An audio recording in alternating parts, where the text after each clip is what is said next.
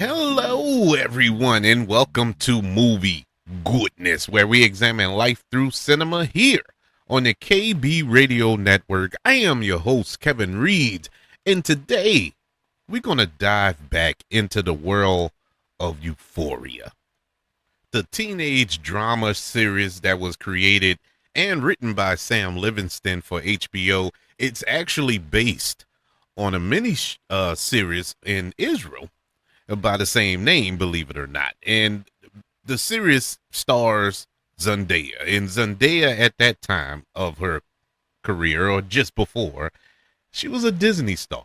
You know, she was on, I forgot the name of the show, but she was on a Disney show, and everybody knew her as this sweet young girl. And then she signs on to this show, and all that changed. You know, I think I remember it was Casey Undercover, I believe the name of the show. But anyway, my daughters used to watch that show, and they, of course, followed her over to Euphoria.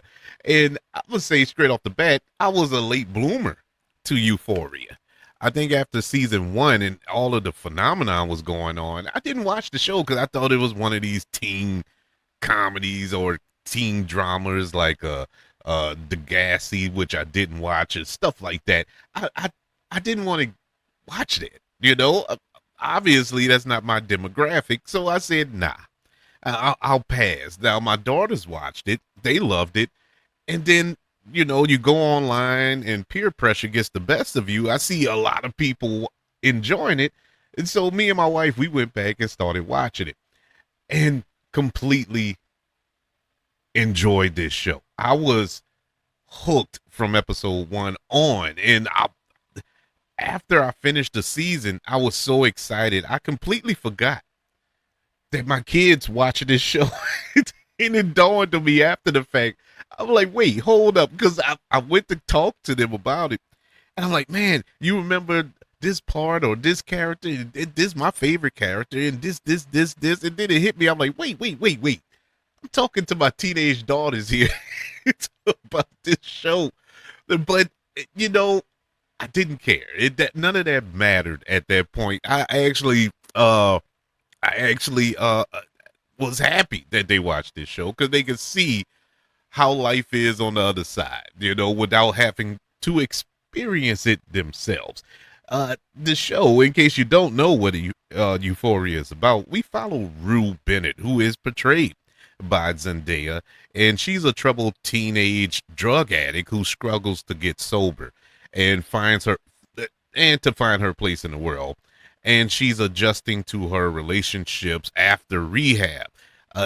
Rue is the center focus of the show, and it begins with most episodes providing backstory for the rest of the main characters. And that's how the show is kind of rolled out, and I enjoyed that setup throughout his run. The first season of Euphoria premiered on June the 16th of 2019, and it concluded with 8 episodes. We got 2 1-hour specials that were broadcast in 2020 in between season 1 and season 2.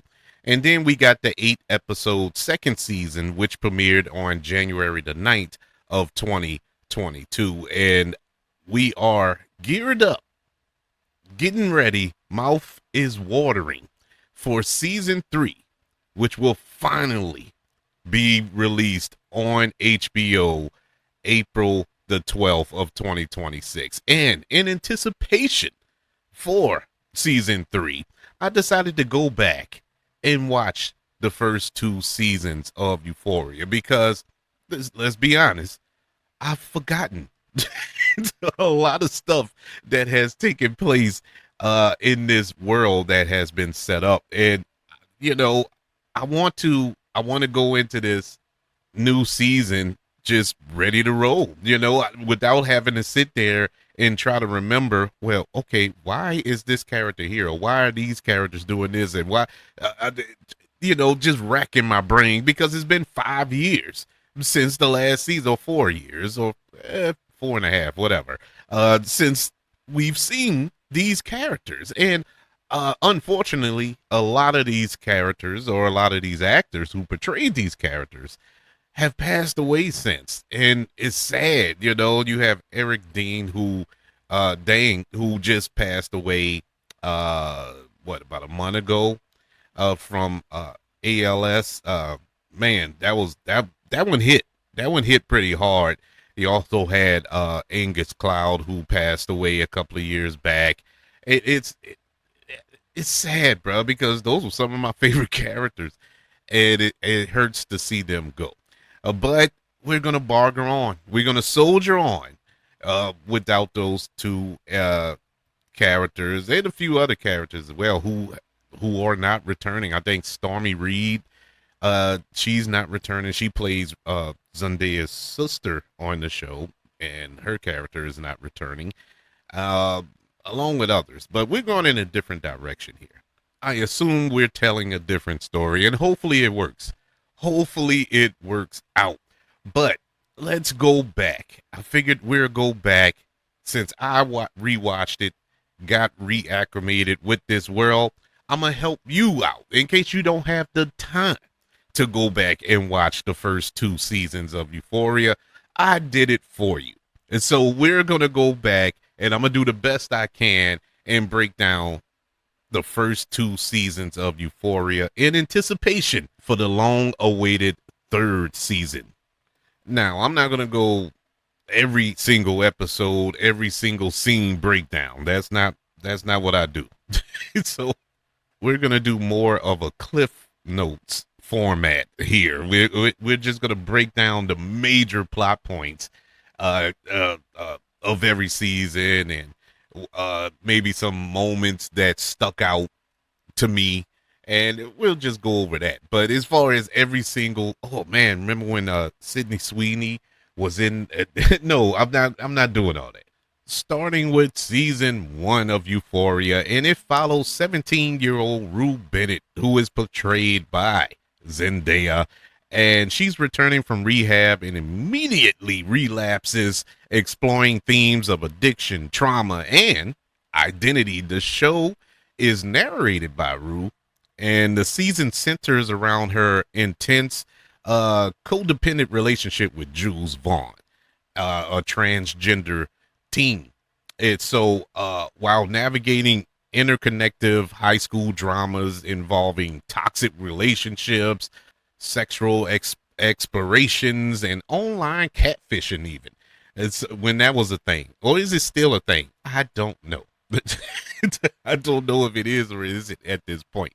But here are some key storylines and character arcs that took place in season 1. Of course, Rue Bennett, she struggles to stay sober, alternate between intense highs and deep depression. She falls in love with Jules, and the relationship is kind of a tall task for both. You know, Jules doesn't want to be in a relationship or even have a friendship with anybody with an addiction, and for Rue's sake, Jules is the only thing that's kind of keeping her together. So there's a big gap between the two. Speaking of Jules, as I mentioned before, is a new transgender girl who navigates her own identity. She got online dangers and has this blossoming relationship brewing with Rue. And there's a sexual encounter she has with a local that plays a big part going forward in this series.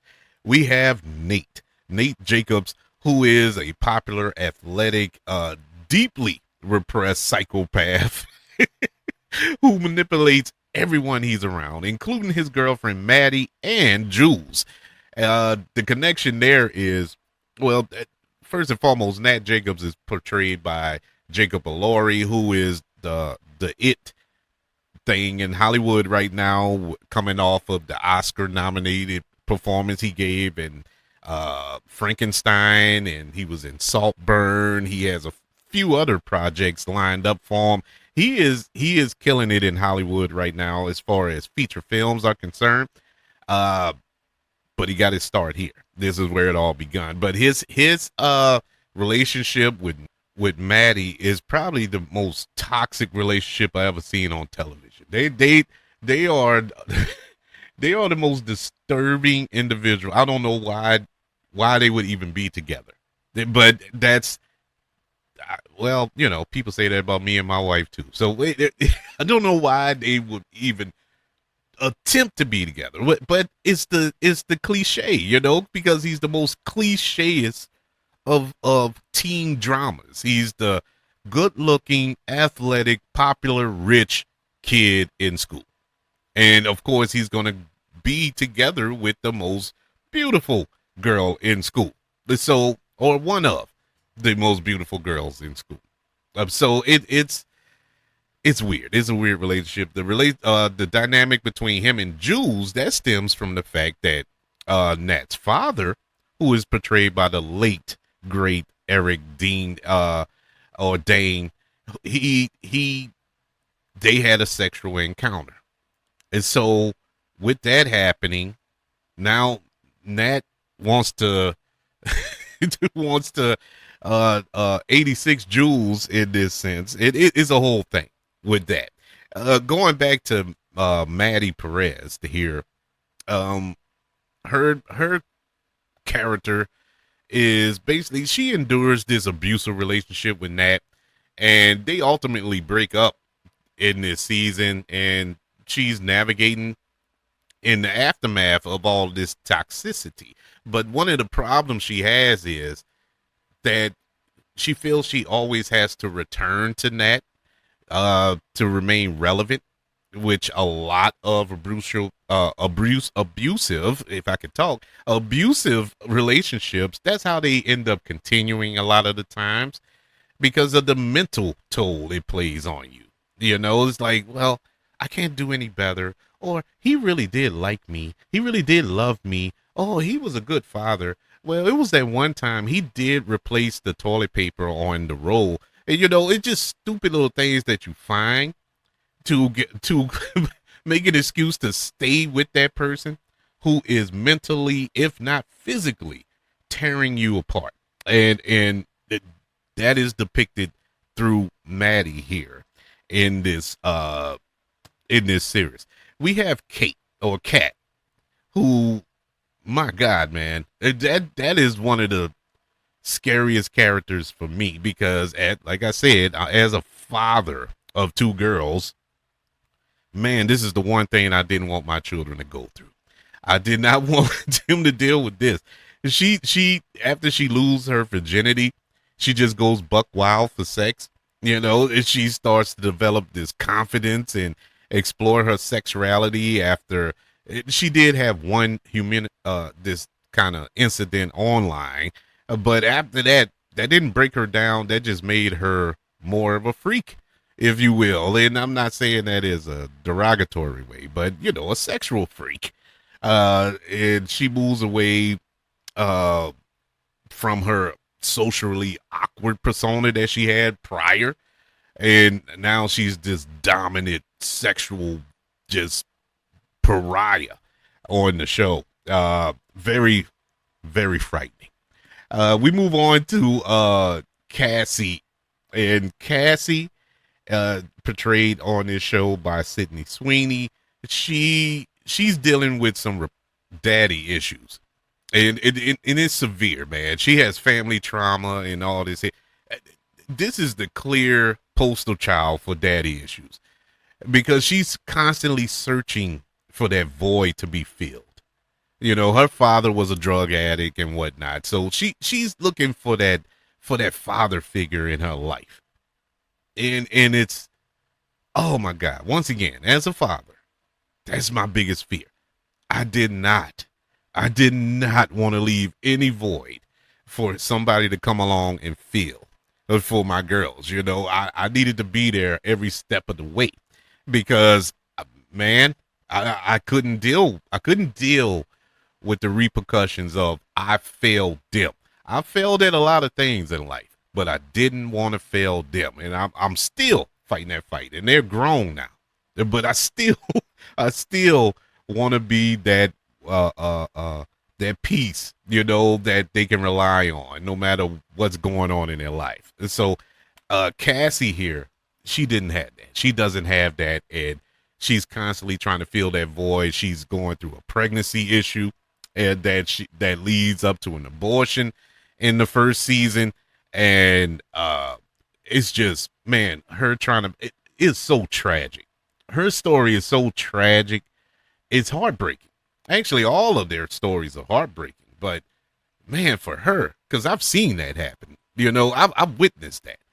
Uh, uh, and not nobody I know him family wise, so the family can chill. But I'm unless you hadn't told me, but I've seen that happen to young ladies that have worked close to me, and so at the end of this season, we get the breakup.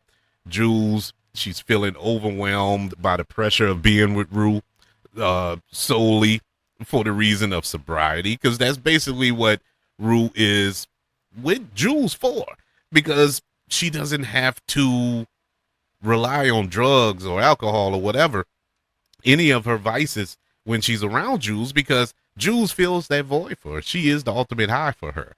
But that's not what Jules wants. It was kind of confusing, but I kind of get it, but I kind of don't at the same time. But she feels that Rue should want better for herself just because, not just for her, but for herself. And she ultimately leaves Rue, which leads to one of the most epic relapses at the I've ever seen.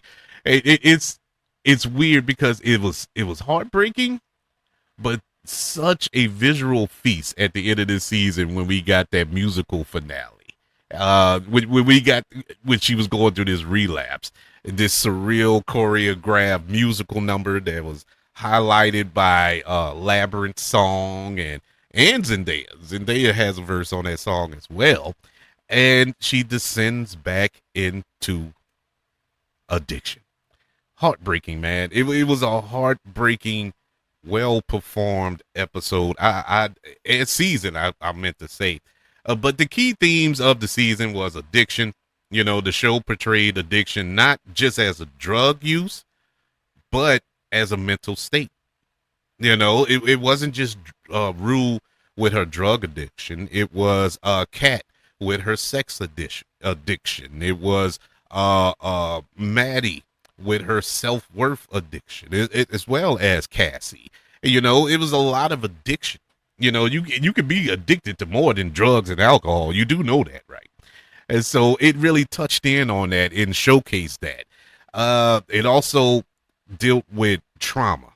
Nearly all the characters are shaped by past trauma, whether it's missing parents or sexual pressure or abuse of any sorts, whether it was mental or physical or sexual. And so it is a lot of trauma that our characters deal with. And also one of the key themes of season one, it dealt with social media and identity. Euphoria highlights how Generation Z defines themselves through a digital lens. And I thought that was also a very unique way to look at it. I hate to keep going back to this well, but I gotta, connect to it personally in order to convey it.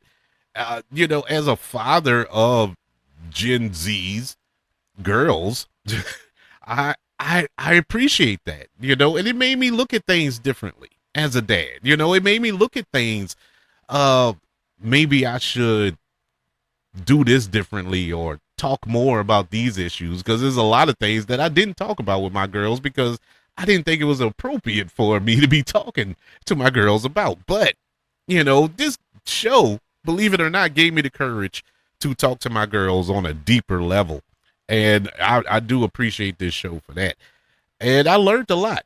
Some things I'm glad that I found out. Some things I wish I didn't. But I'm happy that I know it. I'm happy that we can share that other than me finding out any other way, So I do appreciate that. But yeah, season one was bananas. I loved it for everything, every point that it brought out. The performances were just outstanding, from Zendaya to Jacob Elordi to Hunter Schafer to Sydney Sweeney and everybody. It wasn't a bad performance there. Angus Cloud, R.I.P. You know, all of them were great, and they were perfectly cast in their roles. That is the breakdown of season one. Let's dive into season two of Euphoria, which premiered on January the 9th, 2022, and it consisted of 8 episodes. And in this second season, it continues on with the same themes of addiction, trauma, and toxic relationships. We find Rue, she hits rock bottom after the split with Jules. This initiates a painful detox where she seeks redemption for her past. We have Nat and Cassie. Their affair destroys the friendship between Cassie and Maddie, and this is all played out. This is all played out in a play that was put together by Lexi, a school play nonetheless, where the the play depicts all of our major characters in this show, and it was the most ridiculous thing ever. This is the only thing about season two. Now I get the vision of it all, you know, the poetic view of it all. Yeah, but it was so weird to me. I didn't connect with the play aspect of it. Now it was funny. It was funny when we got through it with all our characters seeing themselves in this play, and it's just hilarious. But the play, it ended with Rue being sober, Ash being dead, and Fizz in jail, which pretty much happened. And this is forcing all the characters to face the consequences of their actions. And that's what season two was all about. The key plot points in season two, of course, we start off with our lead character of Rue, played by Zendaya. Her downfall, a downward spiral, and her recovery, and I put that in heavy rotations there. Rue, she spirals into several drug addictions, not just one, but she was trying them all, using drugs supplied by Elordi. After Jules and Elliot reveal her addiction, Rue's mom destroys her stash, leading to a violent withdrawal breakdown. Rue reconciles with herself and stays sober for the remainder of the school year, but her relationship with Jules is left in the past, viewing it as her first love rather than a current one. One element of the show I wish that they would have kind of dove in a little deeper would have been Rue and her sister. I wish we would have got more with that and how it affected her sister so much. And we didn't get that, you know. Now, I know there's only so much television, you know, only so much screen time with all of these actors and all of these storylines and whatnot. I understand that, but, and I can't sit here and tell you which storyline to omit to flush out the Rue and her sister storyline. But I wish just a little, I don't know, just a little something. It just felt a little uneven in the home life of Rue with me. We get the dynamic with Rue and her mother that was flushed out fairly well, but nothing with the sister. And the fact that we're not getting that character in season 3 lets you know that we'll never get it. It looks like we'll never get anything involving that. Now, it's a nitpick. Is it necessary to have that? No, obviously not, but I would have liked to have seen it. Another key plot point, we have the love triangle between Cassie, Nat, and Maddie here. Cassie and Nat began a toxic affair behind Maddie's back. Cassie becomes obsessively unhinged, leading to a violent confrontation with Natty during Lex's play. All the while, we have Nat continuing to be the manipulative, unstable force that he is, ultimately betraying his own father by setting him up for arrest, which just shows that his loyalty and love and allegiance has no bounds, man. And that is my God, that's a despicable character there. Um, the other plot point, well, one of the other plot points is the play, and that was a major focus in season 2. That play from Lexi, and the name of the play was Our Life. And Lexi, she was basically tired of being an observer of all of these shenanigans going on in her school with her friends. So she directs a play that exposes the intimate and the traumatic, humiliating details of her friends' lives. You know, like any good friend would do. It was so ridiculous, the play. It was so. Look, I know I'm super detached from high school life. I'm 30 plus years since I've stepped foot in a high school as far as being a student. I don't know how things have changed. I'm pretty sure things have changed. But no way this play would have went on in my high school. There is no way on God's green earth anything this explosive it would happen at my school. No way. No way. We couldn't wear starter jackets.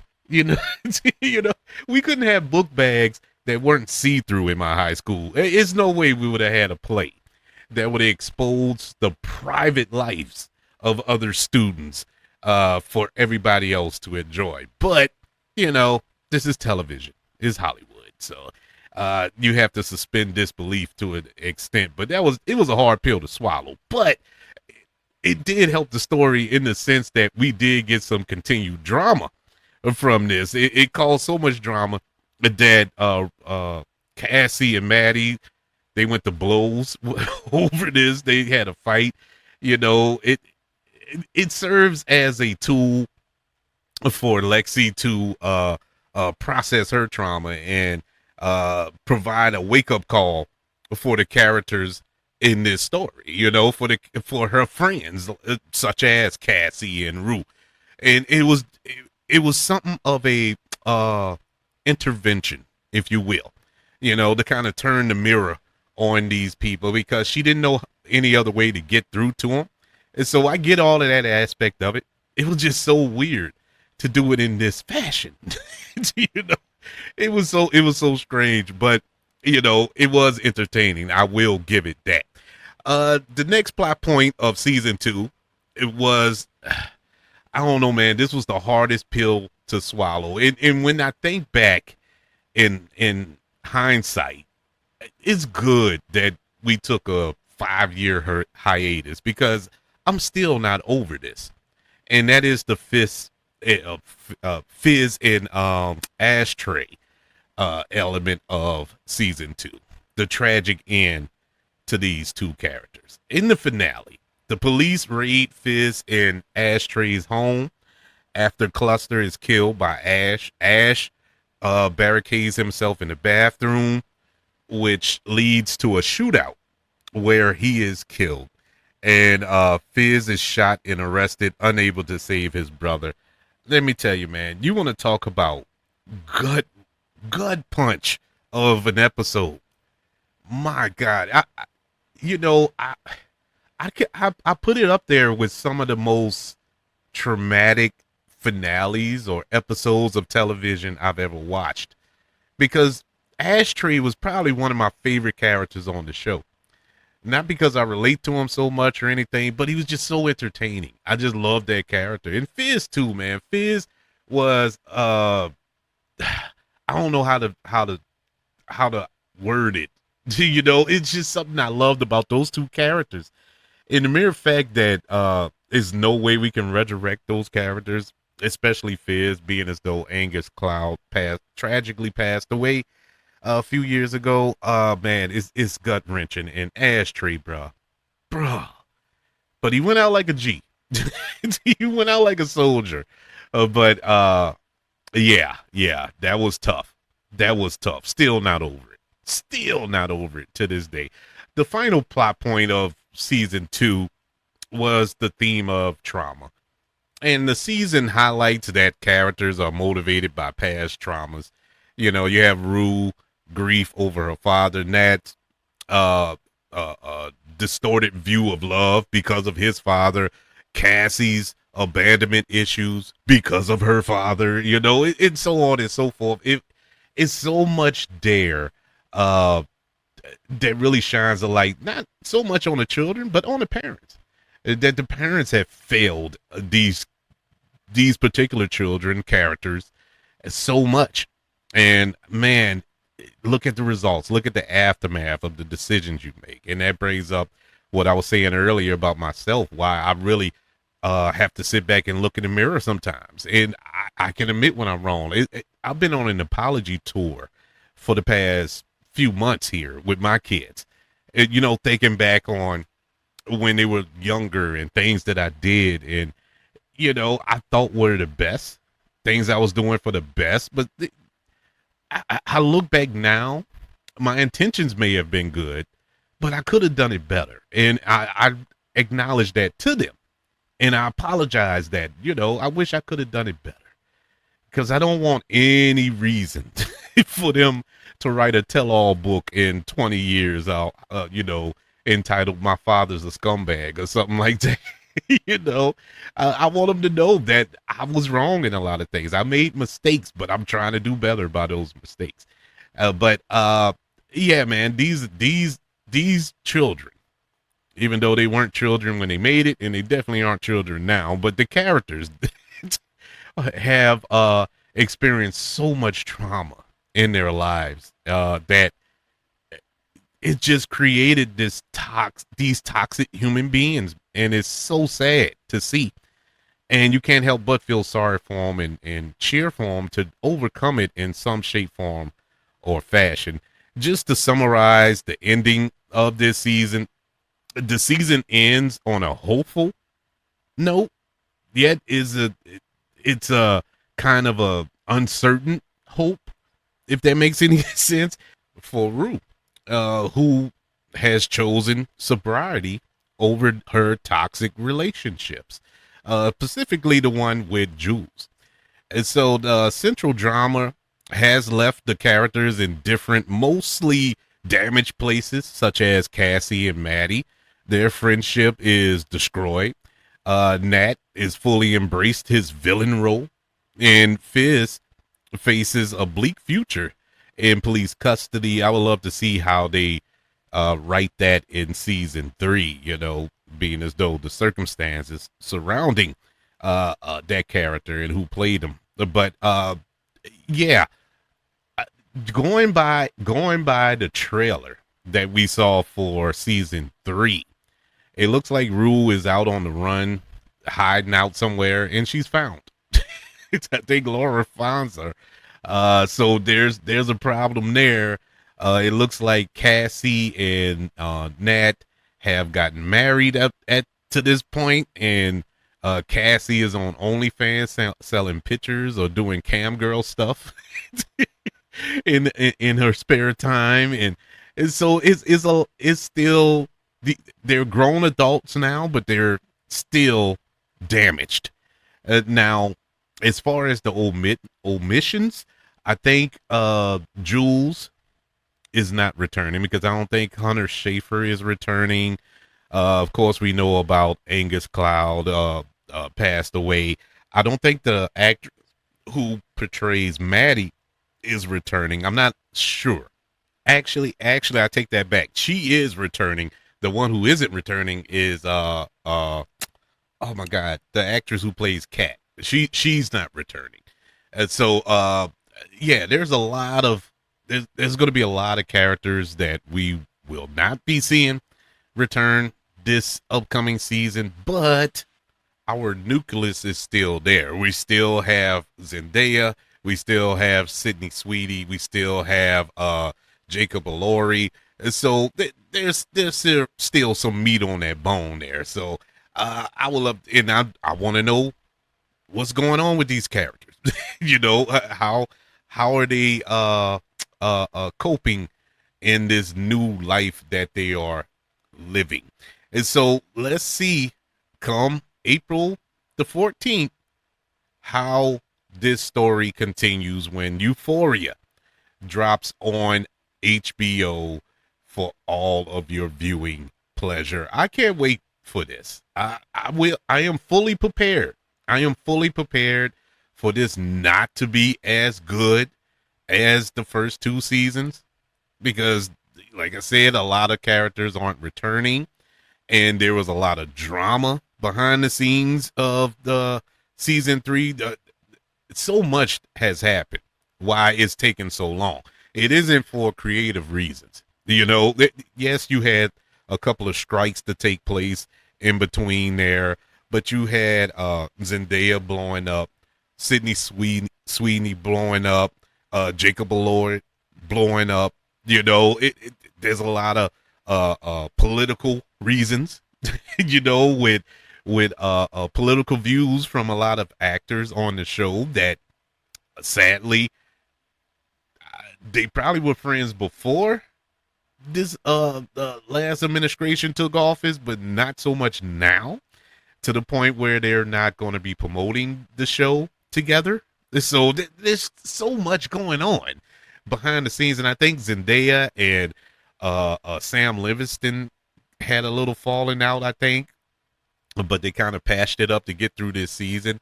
Labyrinth, who does the music for the show, he said he's quitting. He's quitting. He's done after this. It's just so much. And then not only did Angus Cloud pass away, you had Eric Dane pass away, and so it's so much behind the scenes, just trauma. Yeah, I was right. Trauma that took place, ironically, on a show that deals with trauma. But in spite of it all, we are going to get this season. Kicking and screaming, we got it. But I would like to know, are you ready for Euphoria? Are you excited? Or have you just said, forget it, 2 seasons were good enough for me? I'm done. There's nothing more to get squeezed. There's no more juice in that orange to squeeze. I would love to know. Me personally, I just want to see a conclusion, because they haven't officially announced that this was the final season, but I'm pretty sure this is it. I mean, everybody else has moved on.